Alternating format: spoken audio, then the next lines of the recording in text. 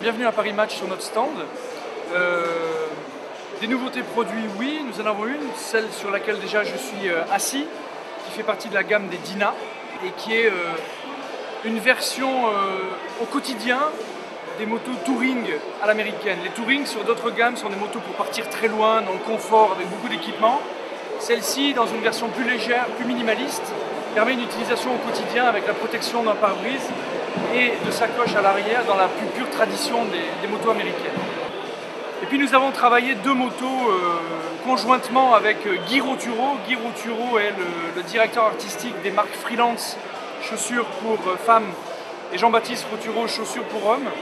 Guy est un créateur et un créatif et il a travaillé un Sportster, un Iron 883 et un Fatboy à base de cuir.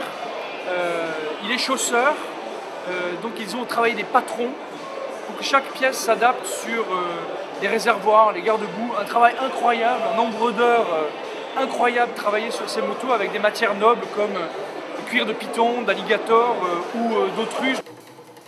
Nouveau Solex City, qui est notre dernier vélo là, qui vient de sortir le 25 novembre et qui lui est un vélo vraiment dernière génération avec le système Nexus qui est une sorte de boîte de vitesse pour un vélo et une batterie très performante de 36 volts 8 ampères qui permet en fait de la dissimuler là sous le porte-bagages et qui offre une autonomie entre 60 et 80 km. C'est une déclinaison de la T100 qui est au catalogue Triumph depuis quelques années maintenant, dans l'esprit des vêtements Steve McQueen que nous avons déjà réalisés. On rend hommage non seulement aux comédiens, mais aussi aux pilotes, parce qu'il ne faut pas oublier que Steve McQueen était un pilote exceptionnel qui a beaucoup roulé sur des motos Triumph dans les années 60. Et donc on a créé une moto qui reprend à la fois le look des motos d'enduro qu'il utilisait, mais également le look de la moto qu'il utilisait dans le célèbre film La Grande Évasion, avec un traitement couleur, un traitement de finition particulier, et bien entendu la signature Steve McQueen sur les côtés de la machine.